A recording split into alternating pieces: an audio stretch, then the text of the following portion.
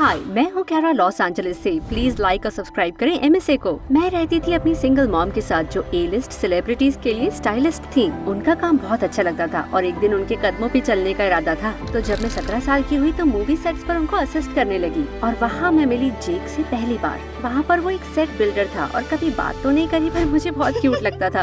एक दिन मैं सेट पर जल्दी पहुँची तो देखा वो सीढ़ी पर चढ़ा और गिरने ही वाला था। ओ, बचा लिया। थैंक्स, लगा था आज गिर ही जाऊंगा। मैं जेक हूँ बाय द वे। मैं कह रहा हूँ। हम बात करने लगे और पता लगा वो काफी स्वीट था। हम रोज सेट पर मिलते और जल्द ही डेट भी करने लगे। जल्द ही कॉलेज का टाइम आ गया और किस्मत तो देखो, जेक और मुझे एक ही सिटी में कॉलेज मिला था। हमने साथ रहने का फैसला किया। मेरी मॉम तो इस बात से बिल्कुल खुश नहीं थी पर फिर मान ही गयी।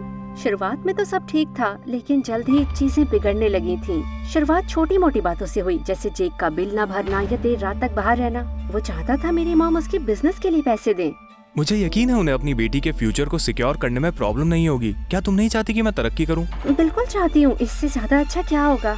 मुझे पता नहीं था मॉम मानेंगी या नहीं, पर जेक के लिए कोशिश तो करनी थी। तो एक हफ्ते बाद मैंने उन्हें कॉल किया और पता लगा कि वो हॉस्पिटल में है। अब वो ठीक थी पर उनसे मिलने तो जाना होगा। मैं फटाफट घर पहुंची और देखा जेक और मेरी कार दोनों गायब थे। वो मेरी कॉल भी नहीं उठा रहा था। मैं हिम्मत हार ही चुकी थी कि अचानक वो घर आया, लेकिन मेरी कार उसके साथ नहीं थी। क्या हुआ तुम्हें? मेरी कार कहाँ है? कार चली गई। मेरा एक एक्सीडेंट हो गया है बेब। चली गई? क्या मतलब चली गई? मेरी मॉम की तबीयत ठीक नहीं है, मुझे उनसे मिलने जाना है और अब मैं क्या करूँगी? हाँ, मैंने तुमसे कहा कि मेरा एक्सीडेंट हुआ है और तुम्हें सिर्फ अपनी कार और मॉम की पड़ी है। यकीन नहीं होता। मेरा वो। पर जेक ने मेरे मुंह पे दरवाजा बंद कर दिया और मुझे इस चीज का बहुत बुरा लग रहा था। तो उसे मनाने के लिए मैंने मॉम की विंटेज रोलेक्स घड़ी बेच दी और पैसे दे दिए उसके बिजनेस के लिए। वो घड़ी मुझे बहुत प्यारी थी लेकिन जेक के लिए ये करना होगा। मॉम को फिर जल्दी डिस्चार्ज कर दिया गया और वो नाराज थी कि मैं उनसे मिलने नहीं आई। मुझे लगा था पैसे मिलने पर जेक खुश हो जाएगा, पर उसने तो दूरियां और बढ़ा ली। वो हमेशा या तो फोन पे होता या ट्रैवल कर रहा होता और मैं अगर कुछ बोलती तो फिर कहता ये सब बिजनेस के लिए है। पर एक दिन जब वो गया तो मैंने उसका बैंक अकाउंट स्टेटमेंट चेक किया और हैरान हो गई देख के कि उसके पास $500,000 आए थे।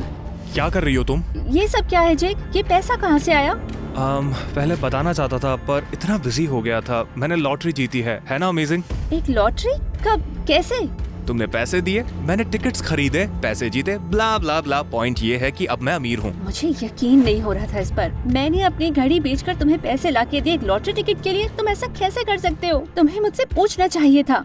ओह, और ऐसा मैं क्यों करता? क्या मैंने कहा था तुम्हें अपना कबाड़ बेचने के लिए? नहीं ना। और तुम प्लीज ये ड्रामा करना बंद करो। मैं जीत तो गया हूँ ना। क्या तुम हद से ज्यादा गधे हो अगर तुम्हें लगता है लाइफ में पैसा सब कुछ है। मुझे कोई फर्क नहीं पड़ता। वैसे भी तुम्हारी जैसे कंगाल को डेट करके थक गया हूँ। मैंने सोचा था तुम्हारी माँ के पैसों पर ऐश करके अच्छी लाइफ जीऊंगा, पर वो तो हुआ ही नहीं ना। तो अब मैं चला। ये कुछ पैसे हैं, काम आएंगे तुम्हारे, और कभी मुझे कॉल मत करना। जेक ने अपना सामान बांधा और चला गया और मैं वहाँ अकेली रह गई। यकीन नहीं हो रहा था मैंने इससे प्यार किया था। मन था कि मॉम को कॉल करके सब बताऊं, पर वो और परेशान हो जाती, तो मैंने फिर ऐसा नहीं किया। अगले कुछ हफ्ते बहुत मुश्किल थे। यकीन नहीं हो रहा था कि जेक ने मेरे साथ ऐसा किया और मैं भी एक नंबर की गधी थी कि उस पर विश्वास किया। एक दिन कॉलेज से लौटते हुए मैं इतनी खोई हुई थी कि मुझे पता ही नहीं चला कब मैं सड़क के बीचों बीच आ गई। इससे पहले कुछ समझती तभी किसी ने खींचकर मुझे सड़क से हटाया। हे, संभल कर चलो। क्या तुम्हारा मरने का इरादा है क्या? मैंने देखा तो एक बहुत हैंडसम सा लड़का मेरे लिए फरिश्ता बनकर वहाँ आया था। Oh my God, I am so sorry. Thank you. तुम शायद बहुत गहरी सोच में होगी जो ध्यान नहीं दिया। हाँ, ऐसा ही कुछ। मैं तुम्हारा शुक्रिया कैसे अदा करूँ? शायद कभी और। लगता है हमारी मुलाकात होती रहेगी। खुशी है कि तुम ठीक हो। वो अजनबी अपने रास्ते चला और मैं अपने रास्ते, पर मैं सोचती रही कि वो जाना पहचाना लग रहा था। अगले दिन मैंने फैसला किया कि ये सब कुछ भूलकर अपनी पढ़ाई पर ध्यान दूंगी। जब क्लास पहुंची तो पता लगा एक प्रोजेक्ट के लिए हमें पार्टनर असाइन किया गया था और मेरा पार्टनर मेरी जान बचाने वाला लड़का था। वाह, क्या किस्मत है। किसे पता था हम इतनी जल्दी वापस मिलेंगे। वाह, मुझे पता नहीं था हम एक ही क्लास में हैं। वेल, अब पता लग गया। मैं नोआ हूँ। नोआ और मेरी जल्दी दोस्ती हो गई। वो प्यारा था, करिश्मेटिक था और मैं उसके साथ अच्छा फील करती थी। एक दिन उसने मुझे कॉफी डेट के लिए पूछा और मैंने हाँ कह दी, लेकिन जब मैं वहाँ पहुँची तो देखा कि वो किसी से फोन पे बात कर रहा है। तुम चिंता मत करो, मॉम के इलाज के लिए मैं पैसे ले आऊंगा। अभी उसी पर काम कर रहा हूँ। मुझे देखते ही उसने फोन रखा और मुस्कुराया। हे, जल्दी आ गई? क्या हुआ? मुझे ऐसे क्यों देख रही हो? हाँ, सॉरी। कोई बात नहीं, चलो चलते हैं। नोआ बातें करता रहा पर मेरे दिमाग में कुछ और ही घूम रहा था। क्या वो भी मेरे पास सिर्फ पैसों के लिए आया था? पर वो ऐसा क्यों करेगा? तो मैंने सुना तुम्हारी मॉम एलए में स्टाइलिस्ट है। हैं? तुम्हें कैसे पता? कॉलेज में सबको पता है वो फेमस हैं और तुम जरूर पैसे वाली होंगी। ऐसा लग रहा था मेरे दिमाग में खतरे की घंटी बजी और मैं उठ गई। नोआ, मुझे देर हो रही है, मुझे जाना होगा। पर तुम्हारी कॉफी? फिर किसी दिन। मैं उठी और जितनी तेज हो सका नोआ से दूर भाग गई। जेक मुझे पहले ही एक बार धोखा दे चुका था और यही गलती मैं किसी और के साथ नहीं दोहराने वाली थी। उस दिन के बाद मैंने हमेशा नोआ को अवॉइड किया, जबकि नोआ ने मुझसे बात करने की हजारों कोशिश की। मेरे लॉकर में नोट्स छोड़ता, कैफेटेरिया में मेरा वेट करता, प्रोजेक्ट्स में मेरी हेल्प भी करता, पर मुझे उससे बात करने का मन नहीं था। फिर एक दिन मुझे वो मिला। ओके, कसम से तुम्हारा पीछा नहीं कर रहा हूँ, पर उस दिन तुम अचानक चली क्यों गई? मुझे इसका एक्सप्लेनेशन चाहिए और तुम्हें देना होगा। मुझे कुछ नहीं देना है। Okay, relax. जाहिर है तुम्हें नाराज कर दिया, पर मुझे चैन नहीं आएगा जब तक तुम मुझे वजह नहीं बताओगी। तुम्हें इतनी परवाह क्यों है? क्योंकि तुम्हें पसंद करता हूँ। ये लो, कह दिया। जिस दिन से तुम्हें क्लास में देखा है तब से ही पसंद करता हूँ, पर तुम हमेशा चुपचाप अपने ख्यालों में रहती थी, बात करने की हिम्मत नहीं हुई। मैंने नोआ को देखा और उसकी आंखों को देख के लग रहा था वो सच कह रहा है। अचानक मैं रोने लगी और मैंने उसे जेक के बारे में सब बता दिया। ये तो बहुत बुरा है, तुम्हारी मुश्किल समझ सकता हूँ, पर तुम हर किसी को उस तरह जज नहीं कर सकती। मुझे पैसे चाहिए, पर किसी को धोखा देकर नहीं लूंगा, खासकर तुमको। पता है, पर मेरे लिए इसे भूलना मुश्किल है। मुझे नहीं लगता किसी से दोबारा प्यार कर पाऊंगी। नोआ दुखी लग रहा था, पर मैं किसी पे विश्वास करने के लिए तैयार नहीं थी। हमने दोस्त रहने का फैसला किया, पर जितना टाइम उसके साथ बिताती उतना उससे प्यार होता। शायद वो अलग था और मैं ही कुछ ज्यादा सोच रही थी। एक दिन नोआ ने बताया कि एक बड़ी सी पार्टी हो रही है मैंशन में शहर के बाहर और पूरी क्लास को इनवाइट किया गया है। सब बहुत एक्साइटेड थे। मैंने अपने लिए क्यूट सी ड्रेस भी खरीदी, पर जब नोआ मुझे पिकअप करने आया, माय गॉड, बड़े अच्छे लग रहे हो। फिर भी तुम्हारे सामने गंदा चूहा लगता हूँ। पार्टी बहुत अच्छी थी और नोआ और मैं बहुत मजे कर रहे थे।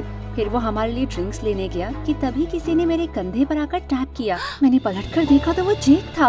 अरे तुम यहाँ कैसे? तुम यहाँ क्या कर रहे हो? क्या ये तुम्हारा घर है? नहीं, लगा ही था। मेरे पास इसके लिए टाइम नहीं, मुझे अकेला छोड़ दो। और तभी नोआ हमारी ड्रिंक्स लेकर आ गया। सॉरी, लाइन बहुत लंबी थी। सब ठीक है ना? हाँ, मुझे जाना होगा, कल क्लास में मिलती हूँ। ऐसे उसका दिल मत तोड़ो कह रहा। सच में डूड ऐसा बहुत करती है ये, मेरी प्यारी हार्ट ब्रेकर।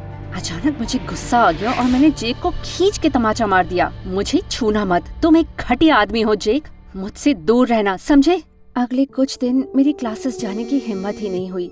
नोआ ने मुझे कई बार कॉल किया, पर मैंने उसे कहा मुझे थोड़ी स्पेस दे, और थैंकफुली उसने दी भी। एक हफ्ते बाद मैंने फाइनली हिम्मत करके क्लासेस जाने का फैसला किया कि तभी घर की घंटी बजी। मैंने दरवाजा खोल के देखा तो मॉम वहाँ खड़ी थी। मॉम, मुझे कॉलेज से कॉल आया कि तुम वहाँ जा नहीं रही हो, क्या हुआ बेटा? मैंने कस के मॉम को गले लगा लिया और पागलों की तरह रोने लगी। जब वो बैठी तो मैंने उन्हें जेक और नोआ के बारे में सब कुछ बताया। जेक ने मेरा दिल तोड़ दिया और अब मुझे नहीं लगता मैं किसी पे ट्रस्ट कर सकती हूँ। मुझे माफ कर दो मॉम।